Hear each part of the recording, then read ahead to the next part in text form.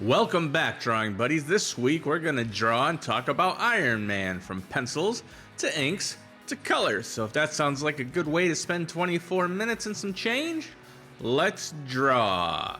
Iron Man's first appearance was in Tales of Suspense number 39, and that was in 1963. His original origin is very similar to the movie one. Except it took place in Vietnam. He went to Vietnam, test some weapons. He set off a booby trap.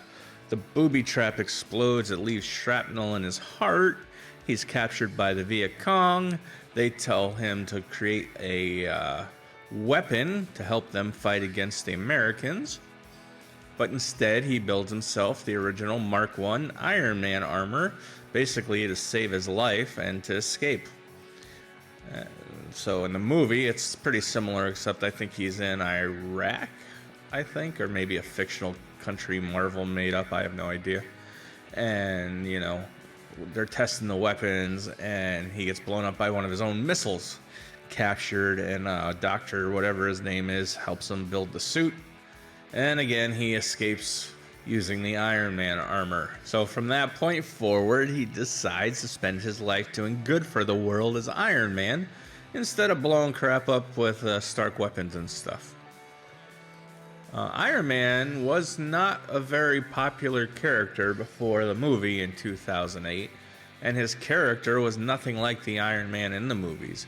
Iron Man was brash, he was cocky, he was a playboy, he was an alcoholic, he was a real jerk, he didn't treat people very well, even his colleagues. And then in 2008, they made the movie, and they're like, oh, we gotta make this guy more likable. So they got Robert Downey Jr., who was a controversial choice back then, because he just got out of rehab and prison, and he was a mess, and he was just putting his life back together. But Jon Favreau insisted on casting him, and obviously it was the right choice because, he gave Iron Man that likability that he was missing. So the movie was a success. I mean, it didn't make billions of dollars. I think it made $100 and something or $200 million. But that was enough to get a sequel and jumpstart the MCU, because the idea was not to license their characters to studios anymore, but to make movies with their own characters and make their own movies. The problem was that Marvel already licensed out all their really popular characters, like Spider-Man, the Fantastic Four, Silver Surfer, who else? The Hulk, the X-Men. Because in the mid-90s, early 90s, they pretty much went bankrupt, and they had nothing to keep them from getting insolvency except for licensing out their characters for movies. So all the good ones got picked up, and all the less popular ones got left behind, including Iron Man. So when Marvel went to make their own movies, they're like, what do we got? And they had Iron Man, they had Thor, they had Captain America, they had Doctor Strange, Ant-Man, and all that stuff. And they all didn't seem like good movie prospects except for Iron Man. Iron Man seemed like the most accessible, so they went with him. And then with his success, they made Captain America, they made Thor, and as you know, the rest is history. They introduced Black Widow and Iron Man 2. I remember seeing a meme a long time ago. It was probably after they made either Captain America or Thor, really early in the MCU run. And it was a cartoon talking about, oh, now what are they going to do? They already used Iron Man and Captain America. What do they got left? Are they going to make a Doctor Strange movie next? And it was a big joke, all the characters, Doctor Strange, Ant-Man, Hawkeye, because, the general audiences had no idea who these characters were. So making a movie out of them almost seemed like box office suicide. But they had a plan, they executed it properly, and the MCU was born. When I decided to draw Iron Man, I didn't want to go with a modern, sleek armor, because when I grew up, Iron Man was wearing his old school armor, and that's the Iron Man that I knew, and I wasn't a huge fan, but it's the Iron Man I knew, so that's the Iron Man that I wanted to draw. So I went with 70s, early 80s Iron Man after they did the red and gold, because originally started out in the suit similar to the one in the movies. His first suit, just a big, clunky silver suit, and it wasn't very sleek. And then they changed, and then comics, they went from silver, and then they just changed that to gold, and that's how they upgraded it, and that was the Mark II. And then a little while after that, a few issues, they switched to the red and gold and made them look a lot sleeker and a lot more modern by early 60s standards at least. And I also kept it with a nice simple flying pose, so this video is probably one of my shortest ones yet outside of one of the chibis or the stitches. I think it comes in at 24 minutes. So that was fun. And I actually got a lot of drawing done this week. I finished Iron Man. I drew Power Girl, and she looks awesome. I love her. And I also started the next Turtle, for those of you who are waiting for the next Turtle. I don't know exactly when I'll be posting that, because I got like 5 drawings ahead of him, but I started on Raphael. He's number 2, and he'll be to the side of Donatello. So the Turtles, part 2 anyway, are coming together, and I want to get them all done by Free Comic Book Day in May. So when I set up at a local comic shop there, I'll have turtle prints, and maybe I'll even make a poster of the full-size one if I can. I think that'll be pretty cool. So there's a lot of cool stuff coming. I got a big old backlog. I have, let's see, I have Engine still. I have Goku.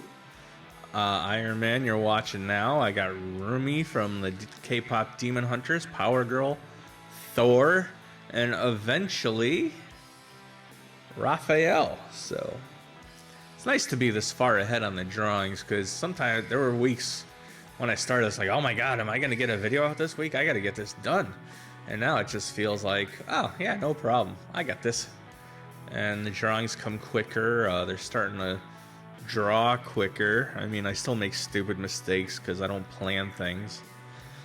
Like on the Raphael drawing, I was like, oh, I want to do another turtle, but these things are driving me crazy getting the perspective right and where to put all the other turtles.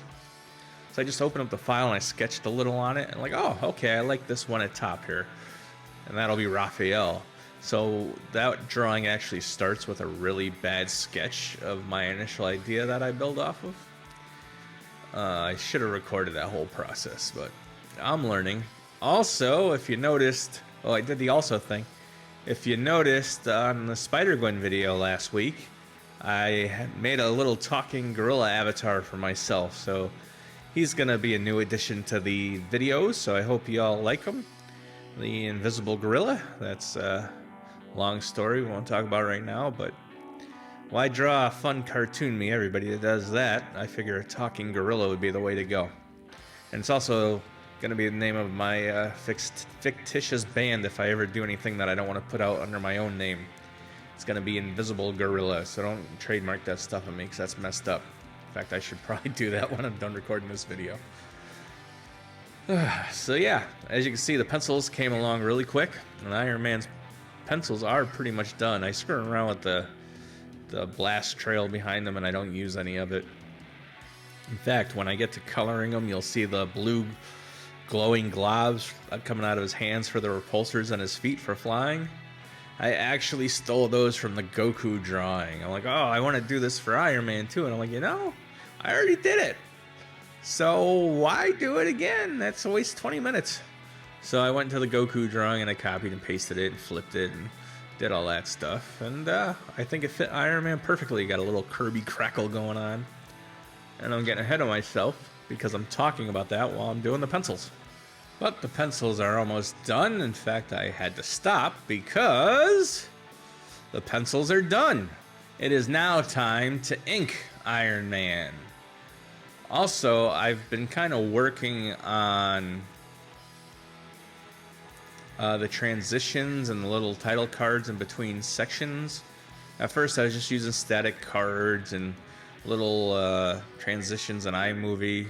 And I still have to use iMovie for most of it because I have a small hard drive on my computer and I'm still learning the Final Cut thing, so the process is a mess. But I am getting much better at these transitions. I've been messing around with stuff in Final Cut to make them more interesting. So when I first started with the whole slideshow type things with the moving pieces on the title cards and stuff, I was using iMovie, and iMovie only lets you put one set of B-roll on it. So I had to add the background, and then I had to save it, and then I had to add the first moving part, which like would be the character, and then I'd have to save it again, and then I'd have to add the let's draw, then I'd have to save it again, and then the title and save it again. So yeah, it took a while, and I'm sure it degraded the crap out of the video, because it's kind of like a JPEG. The more you save it, the worse the quality gets. So like that is kind of ridiculous. So I started out trying Final Cut for the iPad. I'm like, all right, that's cool. And then I downloaded the trial for Final Cut for the Mac. I'm like, oh, that's easier. And I learned basic animations, and now I'm just trying different things and screwing around until I find things I like. Like, I really like the glitch thing that I do here in Iron Man, so you'll probably see a lot of that.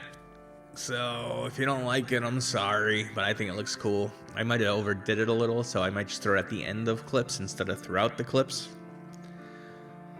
But yeah, I'm learning Final Cut now, so that's kind of fun and cool. I'm going to get that Apple subscription thing, because I did the math, and if you buy everything up front, or if it costs, I don't know how much, hundreds of dollars, but if you do the payment plan, it's like 5 years worth of payments, and I'm okay with that.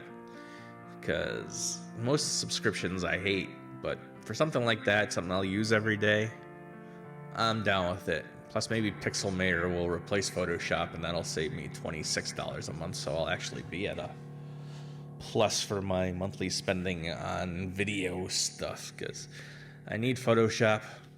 Clip Studio I was able to buy outright, even though for the iPad, which I draw on, you gotta pay for it monthly, which kind of stinks.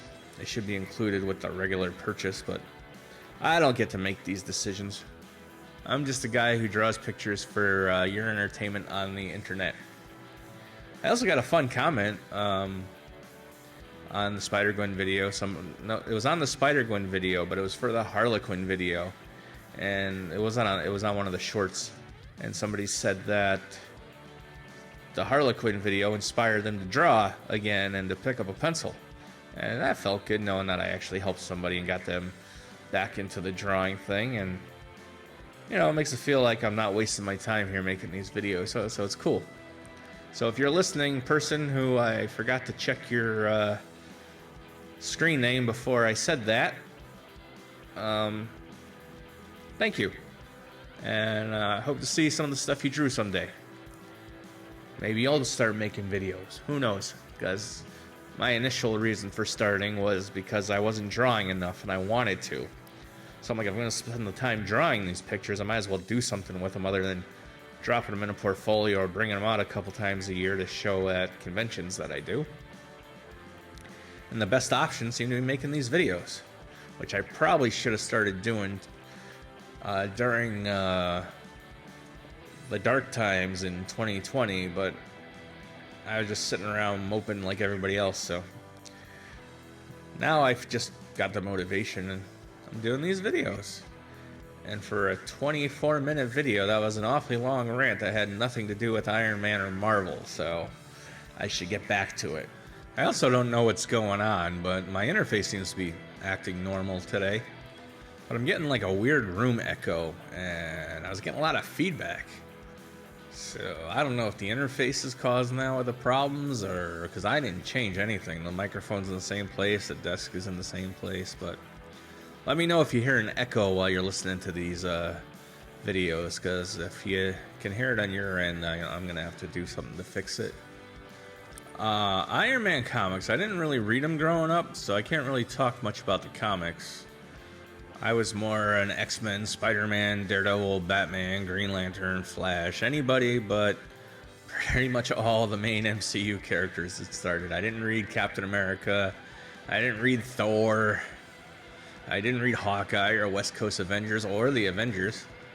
When I was a kid, they just weren't cool to read, and collecting comics wasn't really considered cool to begin with, so you had an uphill battle to fight. And if you wore a Captain America shirt to school, you might have gotten into a fight over it. Somebody would have told you, hey, nerd, what's up with that? And it wasn't cool. Thankfully, I had a history of dealing with bullies, so I was pretty much okay, but not everybody I knew was. And plus, I grew up around the same people all my life, so they just kind of accepted that I liked weird, nerdy stuff, and they didn't, and it was cool. So I'll talk about the movies. The first Iron Man movie, which I haven't seen in forever, so I'll be a little hazy on that. Iron Man makes a suit. He decides that he's going to help the world, and his business partner, Obadiah Stane, who worked with his father, sort of steals the Iron Man technology. Oops, hold on. The inking's done. It's time to color Iron Man. And the coloring was fun. I went with my Ben-Day dots because I figured I went with the vintage suit. I might as well make the drawing look a little vintage. I was going to draw the cityscape on the bottom, and I actually penciled in a rough outline of how it would have worked. And it would have looked pretty cool. I definitely think I could have pulled it off, but I didn't go with it. One, because it would have taken forever, and I wanted to get it done. And I'm lazy. And two, because I'm like, let's try the photo thing where you make the photos look a little bit like a rough drawing or an old photocopy and throw it back there to help with my vintage poster look. And I really liked it. So I said, I'm going with this because I've been liking this poster style stuff and I wanted an Iron Man type poster. So I went with that. And I actually left in here how I did it, so if you guys are interested, you could learn too, and we'll talk about it when we get there. So Obadiah Stane is, he's mad that Tony doesn't want to sell arms anymore, and he wants to be a good guy. So he kind of pirates the Iron Man armor technology, and he kind of uses it for his own nefarious purposes, trying to take down Iron Man so he can run Stark Industries and begin selling weapons again. Of course, Iron Man's like, nah, bro, that's not cool. So he puts on his suit and he fights Obadiah Stane, the Ironmonger, I think they called him, which is basically just a big, ugly, scary version of the Mark I armor. And of course, Iron Man wins and saves the day. And at the end of the movie, he comes out and says, I am Iron Man, when they ask him, because he's in the comics for the longest time, he always said his bodyguard was Iron Man. He never admitted to it. But in the movies, Tony Stark is more of a brash, cocky kind of guy.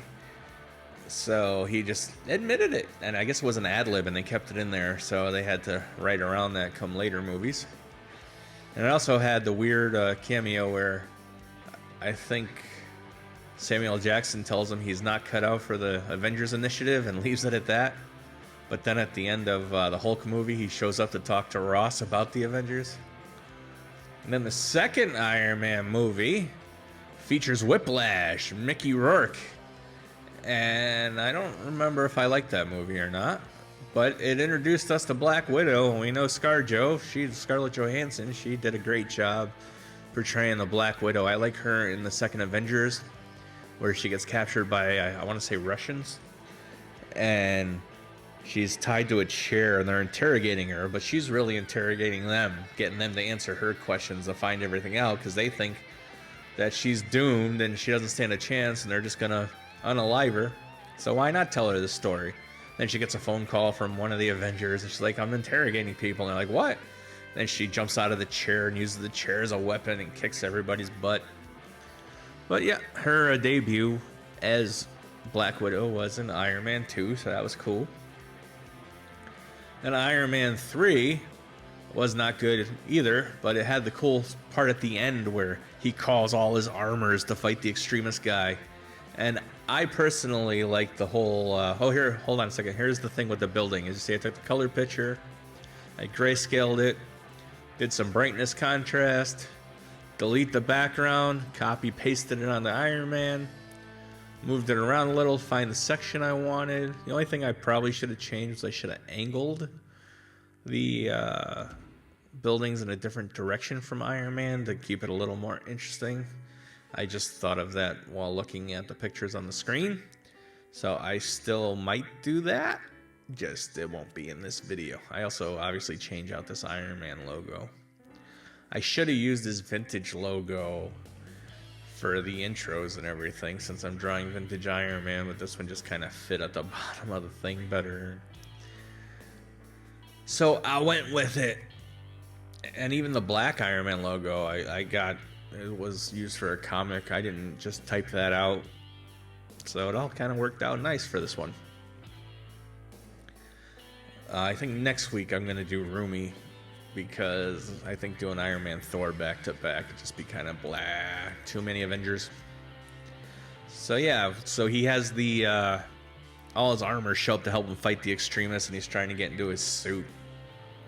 And that was kind of cool. It has a heartwarming thing where he can't do anything. His armor's destroyed. He's stuck in some town down in the south somewhere, and some kid helps him get his stuff together.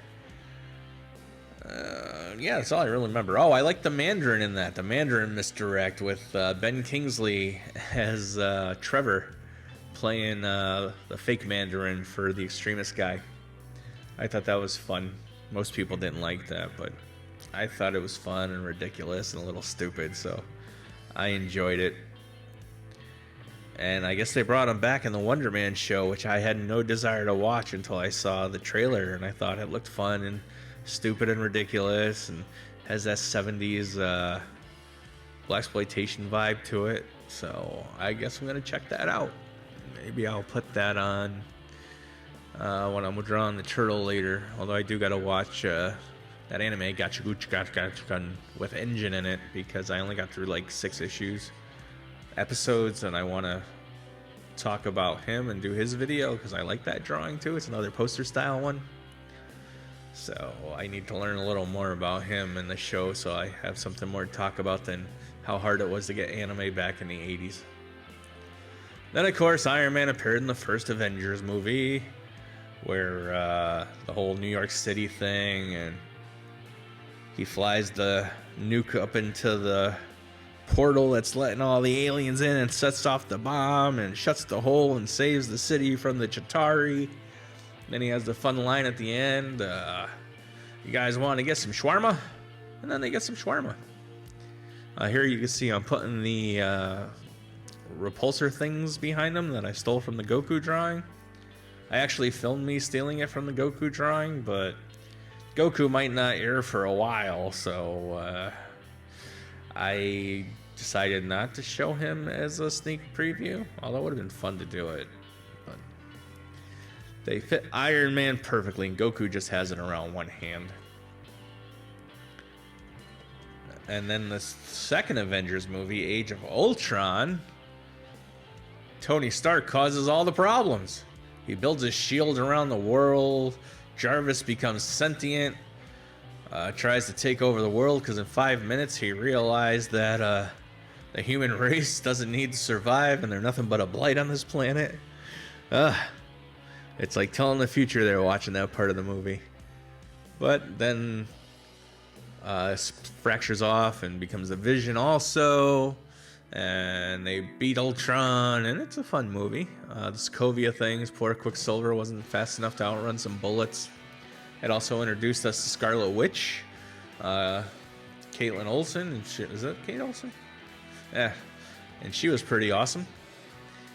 So yeah, a lot of good things came out of that movie. And then I love in Captain America, is it Winter Soldier? Not Winter Soldier, no, it's Civil War, how General Ross wants them to sign the Sokovia Accords and let the governments of the world tell the Avengers who they can and cannot fight and send them where they're needed. And Steve's like, nah.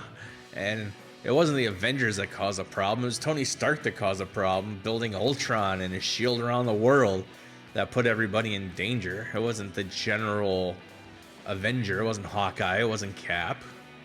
It was Tony. And Tony's blaming everybody but himself. And he's like, we should sign this because we're a menace. And I'm pretty much done with this drawing. So thanks for joining me for Iron Man. These short ones are kind of fun and easy, but I also don't get to finish my thoughts. But anyway, thanks for joining me. Like and subscribe. Enjoy your week.